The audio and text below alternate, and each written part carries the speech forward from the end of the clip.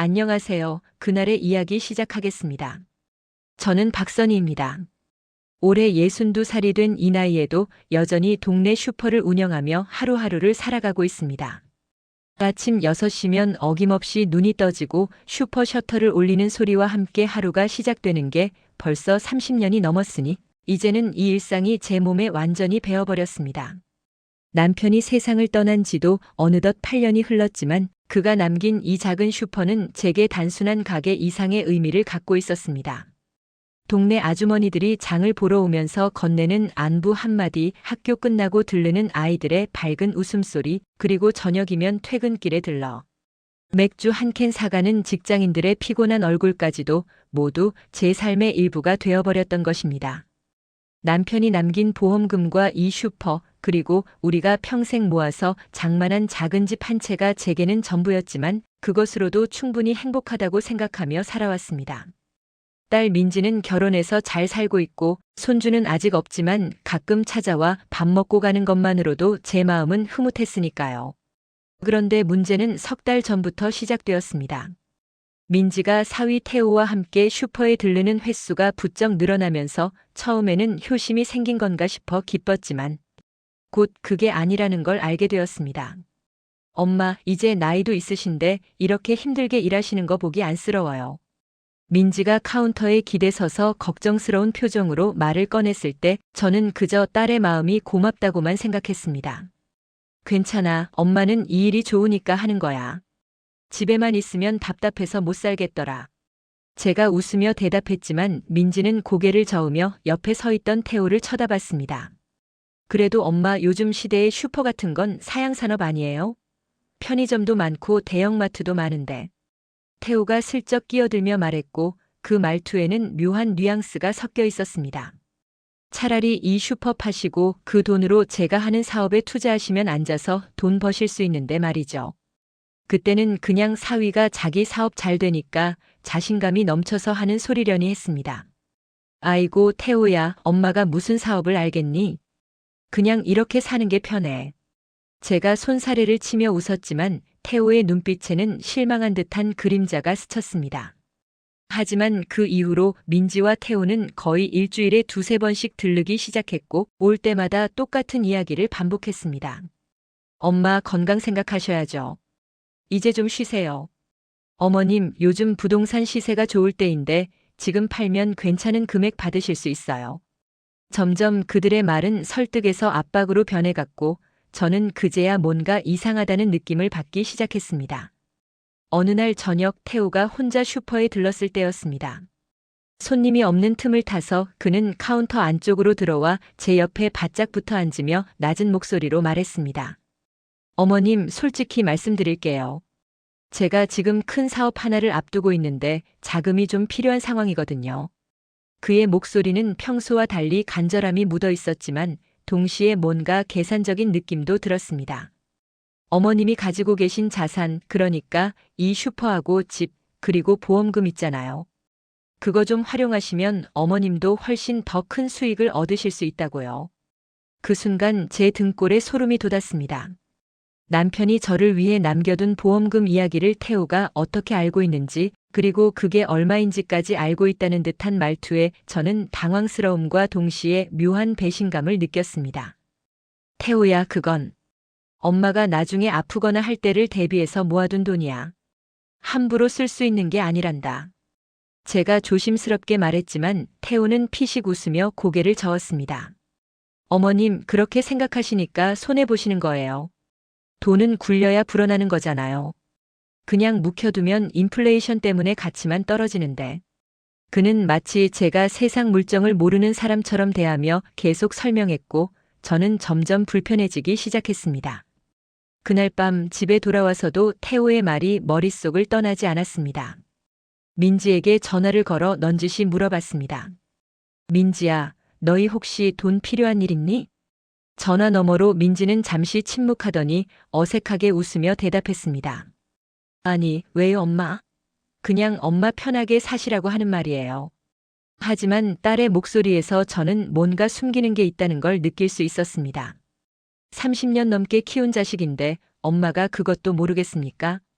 전화를 끊고 나서 저는 한참을 멍하니 앉아 있었고 남편의 사진을 바라보며 깊은 한숨을 내쉬었습니다. 여보, 우리 딸이 왜 이러는 걸까요? 제가 뭘 잘못한 걸까요? 그날 이후로 평화롭던 제 일상은 조금씩 무너지기 시작했습니다. 슈퍼 일을 하면서도 자꾸 민지와 태호의 얼굴이 떠올랐고 손님들과 이야기를 나누면서도 마음 한구석이 무거웠습니다. 밤에 잠을 자려고 누우면 온갖 걱정이 머리를 스쳐 지나갔고 새벽에 벌떡 일어나기 일쑤였습니다. 혹시 제가 너무 예민하게 생각하는 건 아닐까, 딸과 사위가 진심으로 저를 걱정해서 하는 말은 아닐까 하는 생각도 들었지만 태호가 제 재산 이야기를 꺼낼 때의 그 눈빛만은 도저히 잊을 수가 없었습니다. 그건 걱정이 아니라 탐욕이었고 저는 그걸 본능적으로 느낄 수 있었습니다. 다음 주 일요일 민지와 태호가 또다시 집으로 찾아왔을 때 저는 이미 마음의 준비를 하고 있었습니다. 이번에는 그들이 정확히 무엇을 원하는지 똑똑히 들어보기로 결심했습니다. 더 이상 모른 척할 수 없다는 것을, 그리고 이 불안한 평화가 곧 깨질 것이라는 걸 저는 알고 있었습니다. 일요일 아침부터 민지와 태호가 찾아온다는 연락을 받고 저는 평소보다 더 신경 써서 음식을 준비했습니다. 딸이 좋아하는 된장찌개를 끓이고 김치전도 부치면서 혹시나 제가 괜히 의심하는 건 아닐까 하는 생각이 들었습니다. 그래도 엄마니까 딸을 믿어야 한다고 제 자신을 다독이며 식탁을 차렸지만 가슴 한구석에 자리 잡은 불안감은 쉽게 사라지지 않았습니다. 엄마 왔어요. 민지의 밝은 목소리가 현관에서 들려왔고 저는 재빨리 앞치마를 벗으며 마중을 나갔습니다. 어서 와, 배고프지? 엄마가 내가 좋아하는 된장찌개 끓여놨어. 제가 웃으며 말했지만 민지는 그저 형식적으로 웃을 뿐이었고 태호는 인사도 대충 하고는 곧장 거실로 들어가 소파에 털썩 앉아버렸습니다. 밥을 먹는 동안에도 분위기는 어딘가 어색했습니다. 민지는 계속 핸드폰만 들여다보고 있었고 태호는 몇 숟가락 뜨더니 어머님, 음식간이 좀 센 것 같은데요 라며 눈살을 찌푸렸습니다. 평소 같았으면 아무 말 없이 맛있게 먹던 사람이 갑자기 이런 말을 하니 저는 괜히 주눅이 들면서도 화가 치밀어 올랐습니다. 그래, 엄마가 요즘 입맛이 없어서 그런가 보다. 미안하구나. 제가 조심스럽게 말하자 민지가 고개를 들며 말했습니다. 엄마, 우리 오늘 진지하게 할 얘기가 있어서 왔어요. 그 말에 저는 숟가락을 내려놓고 두 사람을 번갈아 쳐다봤습니다. 무슨 얘기인데 그렇게 심각하니? 태호가 먼저 입을 열었습니다. 어머님, 저희가 그동안 여러 번 말씀드렸잖아요. 이제 슈퍼 정리하시고 편하게 사시라고요.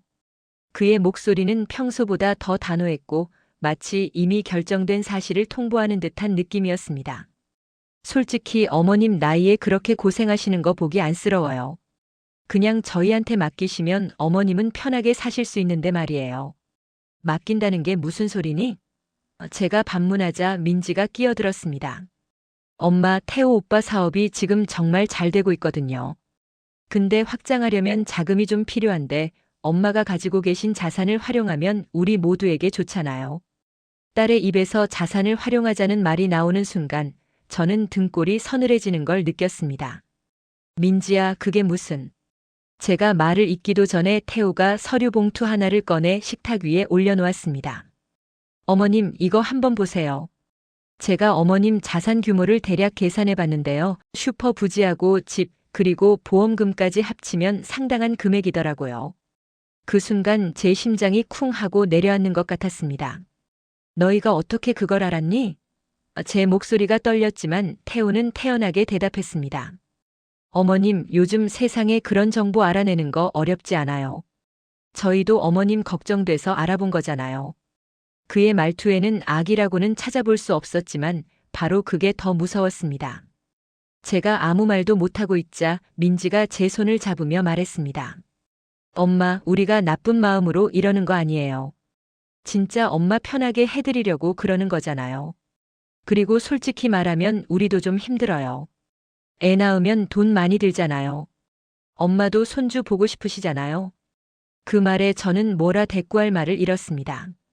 손주를 보고 싶은 마음은 굴뚝 같지만 그걸 볼모로 제 재산을 요구하다니. 이게 정말 제가 낳아서 키운 딸이 할 짓인가 싶었습니다. 민지야, 엄마가 돈이 아까워서 안 주는 게 아니야. 그런데 그 돈은 내 아버지가 만약을 위해서 남겨둔 거란다. 엄마가 나중에 아프거나 할 때 쓰라고. 에이, 어머님.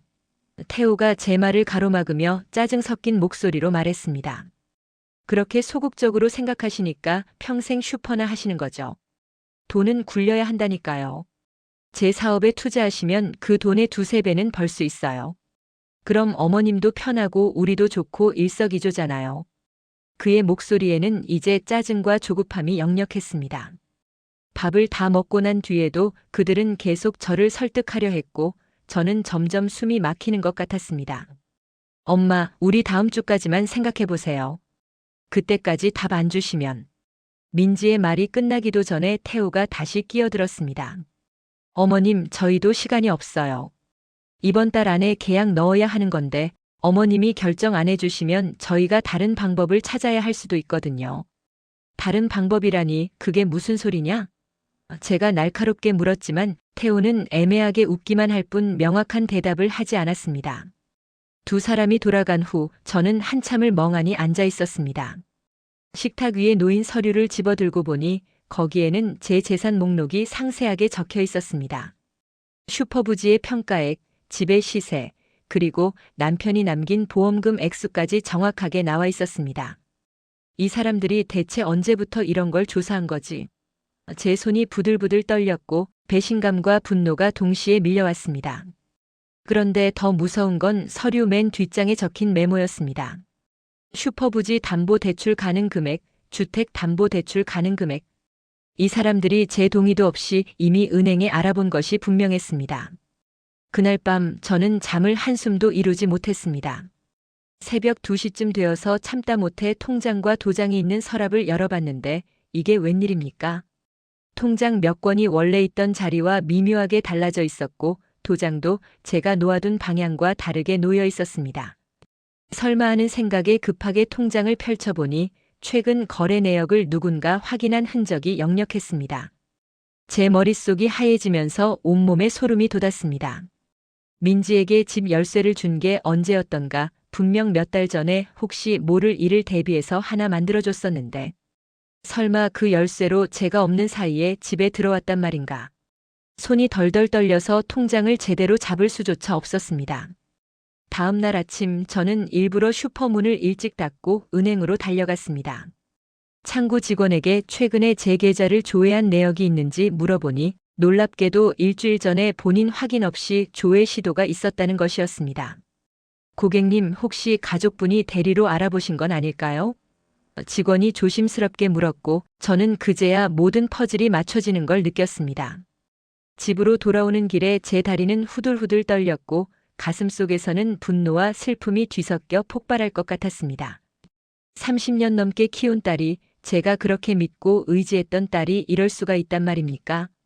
남편이 돌아가시고 혼자 된 저를 걱정하는 척하면서 뒤에서는 제 재산을 노리고 있었다니. 도저히 믿을 수가 없었습니다. 현관문을 열고 집에 들어서자마자 저는 그대로 주저앉아 한참을 울었습니다. 남편의 영정 사진을 끌어안고 여보, 우리 딸이 이럴 리가 없어요. 제가 뭘 잘못 봤겠죠? 라고 되뇌었지만 제 마음속 깊은 곳에서는 이미 진실을 알고 있었습니다. 그날 이후로 민지에게서 연락이 또 왔지만 저는 일부러 받지 않았습니다. 태호도 슈퍼로 전화를 걸어왔지만 저는 지금 손님이 많아서라며 둘러댔습니다. 제게는 시간이 필요했습니다. 이 상황을 어떻게 해결해야 할지, 아니 해결이나 할 수 있는 건지 막막하기만 했습니다. 하지만 한 가지는 확실했습니다. 남편이 저를 위해, 저희 노후를 위해 남겨둔 이 재산만큼은 절대로 지켜내야 한다는 것, 그리고 더 이상 당하고만 있을 수는 없다는 것이었습니다. 며칠 밤을 뜬 눈으로 지새우며 생각한 끝에 저는 더 이상 당하고만 있을 수 없다는 결론을 내렸습니다. 남편이 살아계실 때 늘 하시던 말씀이 생각났습니다. 선이야, 세상에서 제일 무서운 게 가족한테 당하는 거야. 남들한테 당하면 경찰이라도 부르지 가족한테 당하면 어디 하소연할 데도 없으니까. 그때는 그저 농담처럼 웃어넘겼었는데 지금 이 상황이 되고 보니 남편의 말이 뼈저리게 와닿았습니다. 월요일 아침 일찍 저는 슈퍼 문을 열지 않고 곧장 동네 법률사무소로 향했습니다. 평소 같았으면 변호사를 찾아간다는 것 자체가 부담스러웠겠지만 지금은 그럴 여유가 없었습니다. 법률사무소 문을 열고 들어서자 젊은 여자 변호사가 친절하게 맞아주었고 저는 떨리는 목소리로 지난 몇 주간의 일들을 모두 털어놓았습니다. 그러니까 손님 따님과 사위분이 손님 동의 없이 재산 조회를 했고 담보 대출까지 알아봤다는 말씀이시죠? 변호사가 메모를 하며 확인하자 저는 고개를 끄덕이며 가져온 서류들을 꺼내 보여드렸습니다. 네, 이게 그 사람들이 가져온 서류인데요. 여기 보시면 제 재산이 다 적혀 있어요. 제가 말한 적도 없는 보험금 액수까지 정확하게 나와 있다니까요. 변호사는 서류를 꼼꼼히 살펴보더니 심각한 표정으로 말했습니다. 이건 명백한 사생활 침해이고 만약 손님 도장을 무단으로 사용했다면 사문서 위조죄에 해당할 수도 있습니다. 일단 은행에 가셔서 정확한 조회 내역과 대출 상담 기록을 떼어오시고 혹시 모르니까 CCTV 영상도 요청해 보세요. 그녀의 말에 저는 고개를 끄덕이며 급하게 메모를 했습니다. 그리고 손님 지금 당장 통장 비밀번호 다 바꾸시고 도장도 안전한 곳에 보관하세요. 혹시 모르니까 집 현관 비밀번호도 바꾸시는 게 좋겠어요. 변호사의 조언에 저는 등골이 오싹해졌습니다. 제 딸을 상대로 이런 조치를 취해야 한다는 현실이 너무나 비참했지만 지금은 감상에 젖어 있을 때가 아니었습니다. 법률사무소를 나온 저는 곧바로 은행으로 달려갔고 지점장을 만나 모든 상황을 설명했습니다. 고객님, 이건 심각한 문제네요. 일단 최근 석 달간의 모든 거래 내역과 조회 기록을 출력해 드리겠습니다. 지점장은 직원에게 지시를 내렸고 잠시 후 나온 서류를 보는 순간 저는 입을 다물 수가 없었습니다. 제 통장은 지난 한 달 동안 무려 5번이나 조회되었고 제 명의로 담보 대출 가능 금액까지 상담받은 기록이 고스란히 남아 있었습니다. 이거 제가 한 게 아닌데요. 제 목소리가 떨렸지만 지점장은 차분하게 말했습니다. 고객님 CCTV 확인해 보니까 고객님 따님으로 보이는 분이 고객님 신분증 사본하고 도장을 가지고 오셨더라고요. 저희가 본인 확인을 제대로 못한 건 사과드립니다. 신분증 사본을 어떻게? 저는 멍하니 서류를 내려다보다가 문득 생각이 났습니다. 몇 달 전 민지가 엄마 혹시 모르니까 신분증 사본 하나 만들어 놓으세요. 요즘은 뭐 하나 할 때마다 필요하잖아요 라고 하면서 복사를 해갔던 게 기억났습니다. 그때는 정말 저를 걱정해서 하는 줄 알았는데 이미 그때부터 계획된 일이었던 것입니다. 은행에서 나온 저는 분노로 온몸이 부들부들 떨렸습니다. 슈퍼로 돌아와 카운터에 앉아 민지에게 전화를 걸었고 벨이 몇 번 울린 후 민지의 목소리가 들려왔습니다. 엄마 왜요? 생각 좀 해보셨어요? 그 태연한 목소리에 저는 참았던 감정이 폭발했습니다. 민지야, 너 은행에 가서 엄마 통장 조회하고 담보대출까지 알아봤다며? 엄마 신분증 사본하고 도장 가지고 가서 말이야. 제 목소리가 떨렸지만 이번엔 물러서지 않을 생각이었습니다. 전화기 너머로 민지가 잠시 말을 잃었다가 어색하게 웃으며 대답했습니다. 엄마 그게 우리가 나쁜 마음으로 한 게 아니라 그냥 알아보기만 한 거잖아요. 알아보기만? 너 지금 엄마를 바보로 아니? 제가 소리를 지르자 저희 슈퍼에 들어오려던 손님이 놀라서 그냥 돌아가 버렸지만 신경 쓸 겨를이 없었습니다. 민지야, 엄마가 너한테 뭘 잘못했길래 이러는 거니? 내 아버지가 돌아가시고 엄마 혼자 얼마나 힘들게 살았는데 그렇게 키운 딸이 뒤에서 이런 짓을 하다니. 엄마, 우리가 지금 절박하다니까요. 민지도 이제 목소리를 높였습니다. 태호 오빠 사업이 안 되면 우리 다 망하는 거예요. 그런데 엄마는 그냥 혼자 돈 쌓아두고만 있잖아요. 우리 좀 도와주면 안 돼요?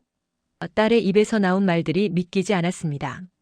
민지야, 그건 내가 도움을 청하는 게 아니라 도둑질이야. 엄마 동의도 없이 몰래 알아보고 다닌 게 뭐가 달라. 제가 단호하게 말하자 전화기 너머로 태호의 목소리가 들려왔습니다. 어머님, 너무 심하신 거 아니에요? 우리가 뭐 돈을 훔쳐간 것도 아니고 그냥 알아만 본 건데 도둑질이라니요. 태호 네가 우리 딸을 꼬드긴 거 다 알아. 우리 민지는 원래 이런 애가 아니었어. 제가 소리치자 태호는 비웃듯 말했습니다. 참 웃기시네요. 민지도 성인인데 무슨 꼬드긴다는 게 있어요. 우리 부부가 같이 결정한 거라고요. 저는 더 이상 대화가 소용없다는 걸 깨달았습니다. 좋아, 그럼 너희가 원하는 대로 하자. 나도 내가 할 수 있는 일을 하마. 변호사 선임했으니까 앞으로는 법적으로 처리하겠어.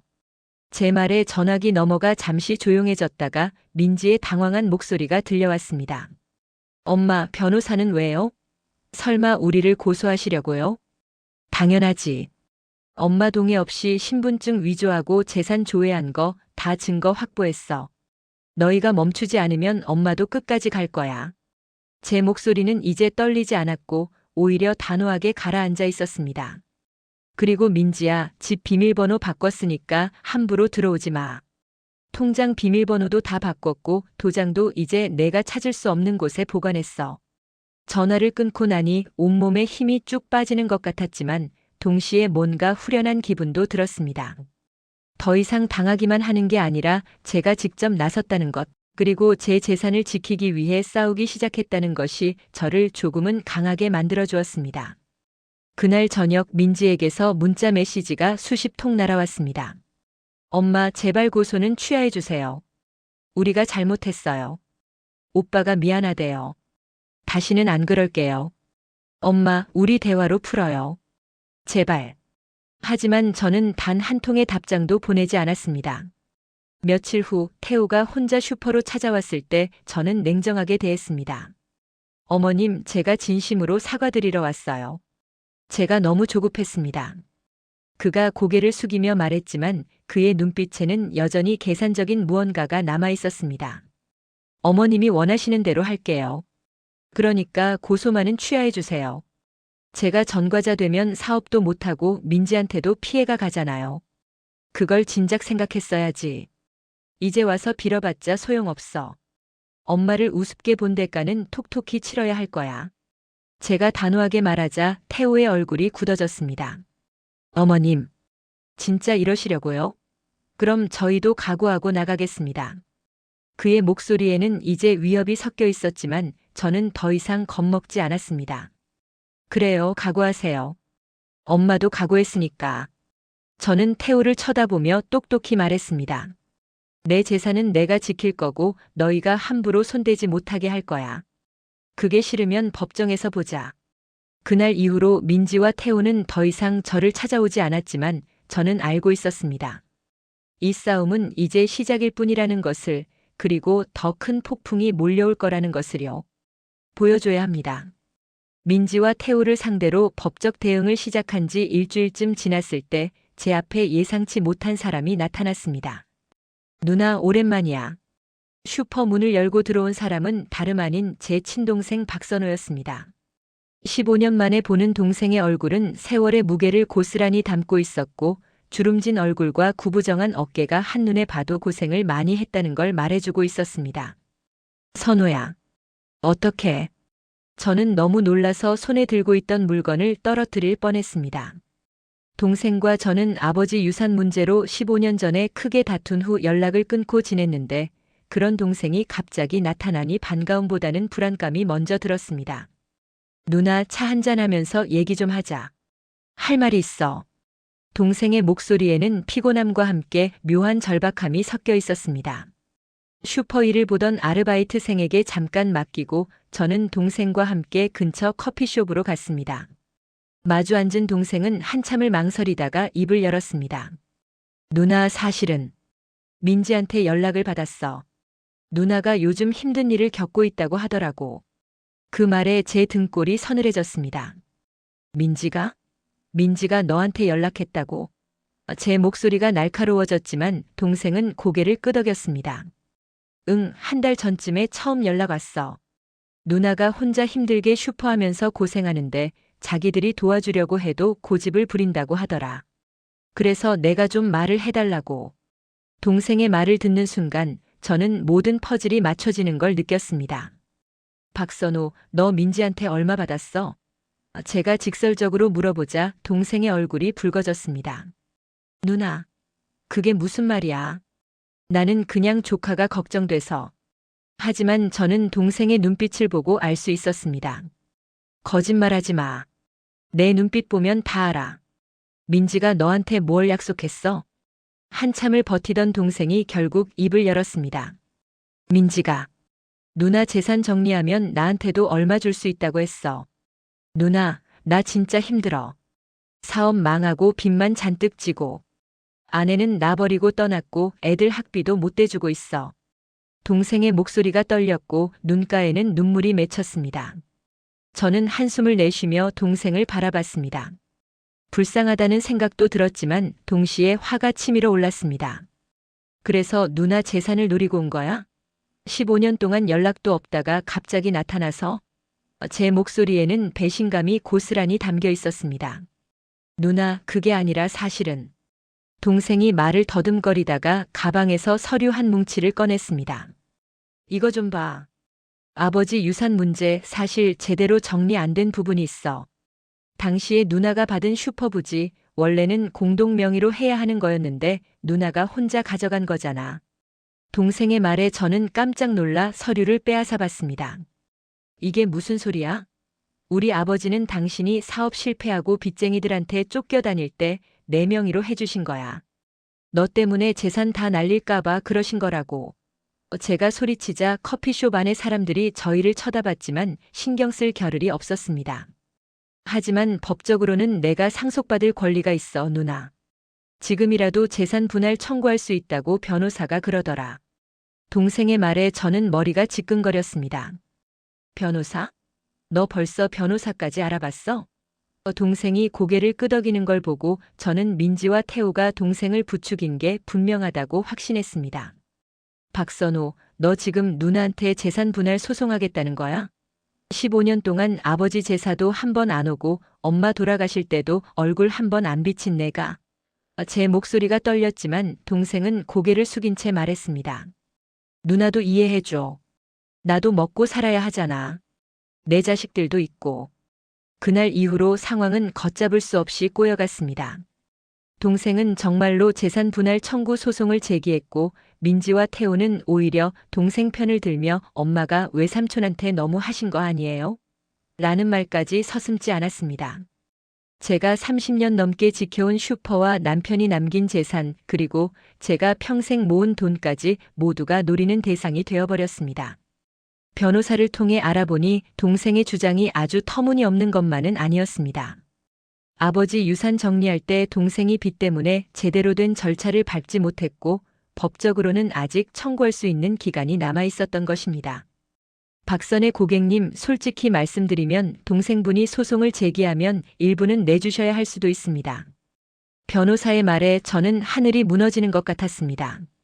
게다가 민지와 태호는 동생과 손을 잡고 저를 더욱 압박하기 시작했습니다.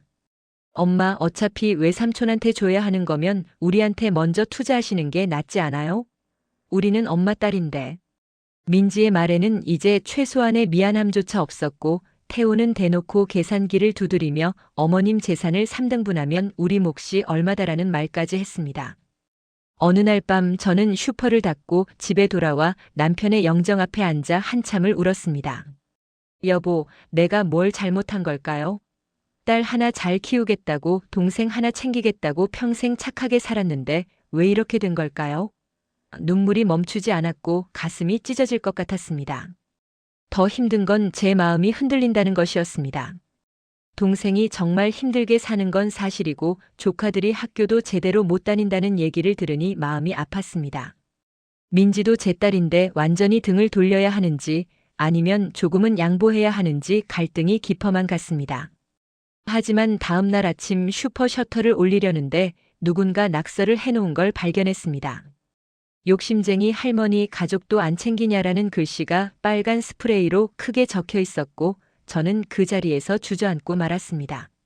CCTV를 확인해 보니 태호의 차량이 새벽에 다녀간 흔적이 있었고 저는 그제야 깨달았습니다.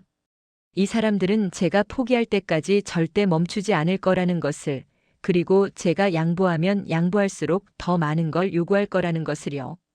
동생에 대한 연민도 딸에 대한 사랑도 이제는 제 자신을 지키는 데 방해가 될 뿐이었습니다. 저녁 무렵 동생에게서 전화가 왔습니다. 누나, 우리 합의하자. 내가 슈퍼부지의 3분의 1만 받으면 소송 취하할게. 하지만 저는 이미 마음의 결정을 내린 후였습니다. 안 돼, 한 푼도 못 줘. 내가 받을 권리가 있다면 법정에서 떳떳하게 받아. 나도 내 권리를 지킬 거야. 전화를 끊고 나서 저는 변호사에게 연락했습니다. 선생님, 제가 질 수 있더라도 끝까지 싸우고 싶어요. 이 사람들한테 쉽게 넘어가는 모습 보여주고 싶지 않아요. 변호사는 잠시 침묵하다가 말했습니다. 알겠습니다. 최선을 다해보겠습니다. 그날 밤 저는 남편의 사진을 꼭 안고 중얼거렸습니다. 여보, 내가 끝까지 싸울게요. 당신이 남긴 거 지킬 거예요. 비록 외롭고 힘들어도 포기하지 않을게요. 창밖으로 보이는 어두운 밤하늘처럼 제 앞날도 캄캄했지만 저는 더 이상 무너지지 않기로 했습니다. 가족이라는 이름으로 저를 짓밟으려는 사람들에게 이제는 단호하게 맞서야 할 때가 온 것입니다. 법정 싸움이 석 달째 이어지는 동안 저는 그 어느 때보다 외롭고 힘든 시간을 보냈지만 동시에 제 자신에 대해 많은 것을 깨달았습니다. 변호사 선생님은 제 편에서 최선을 다해 주었고 동생의 재산 분할 청구 소송과 민지태호의 압박에 맞서 싸웠습니다. 법정에 서는 날 저는 떨리는 다리를 억지로 붙들고 증인석에 올라 제 이야기를 또박또박 말했습니다. 재판장님, 저는 30년 넘게 이 슈퍼를 지키며 살아왔습니다. 남편이 돌아가신 후에도 하루도 빠짐없이 새벽 6시에 셔터를 올리고 밤늦게까지 일하며 이 자리를 지켜왔습니다. 제 목소리는 처음에는 떨렸지만 점점 단호해졌습니다. 제 동생은 15년 동안 연락 한 번 없다가 돈 냄새를 맡고 나타났고 제 딸과 사위는 제 통장을 몰래 조회하고 신분증을 위조해 담보대출까지 알아봤습니다.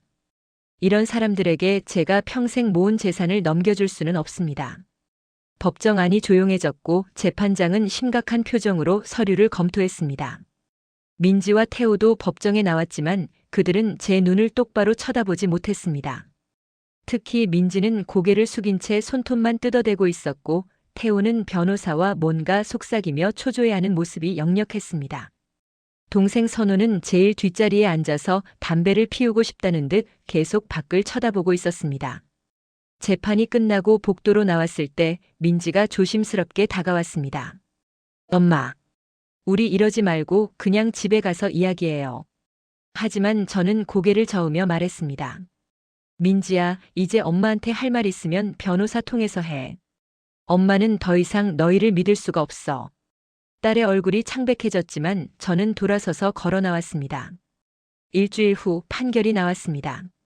재판부는 동생의 재산 분할 청구를 일부 인정했지만 제가 30년 넘게 슈퍼를 운영하며 재산 가치를 높인 점과 동생이 15년 동안 가족으로서의 의무를 다하지 않은 점을 고려해 아주 적은 금액만 인정했습니다. 피고 박선호는 원고 박선희에게 슈퍼부지 평가액의 10%에 해당하는 금액을 지급받을 권리가 있다. 재판장의 말에 동생은 불만스러운 표정을 지었지만 저는 안도의 한숨을 내쉬었습니다. 더 중요한 건 민지와 태호에 대한 판결이었습니다. 재판부는 그들이 제 신분증을 무단으로 사용하고 통장을 조회한 것에 대해 명백한 불법 행위라고 판단했고 저에게 접근 금지 명령을 내릴 수 있는 권한을 주었습니다. 피고 김태호는 원고에게 정신적 피해에 대한 배상금 500만 원을 지급하라. 재판장의 판결에 태호의 얼굴이 일그러졌습니다. 법정을 나서는데 동생이 제 앞을 가로막았습니다. 누나, 이게 뭐야? 고작 이것밖에 안 준다고. 내가 받을 게 이것밖에 안 돼? 동생의 목소리에는 분노가 가득했지만 저는 차분하게 대답했습니다. 선호야, 내가 받을 수 있는 건 다 받은 거야. 10%도 사실 많은 거지. 15년 동안 아무것도 안 한 사람이 받기엔 말이야. 누나가 나 때문에 이렇게 만든 거잖아. 누나가 아버지 유산 혼자 가져갔으니까. 동생이 소리치자 저는 손을 들어 그를 제지했습니다. 그만해. 내가 사업 실패하고 빚쟁이들한테 쫓길 때 누가 숨겨줬어? 내 애들 학비는 누가 몇 년 동안 대줬고. 그런데 내가 나한테 한 게 뭐가 있어? 제 목소리는 떨리지 않았고 동생은 할 말을 잃은 채 입만 벙긋거렸습니다.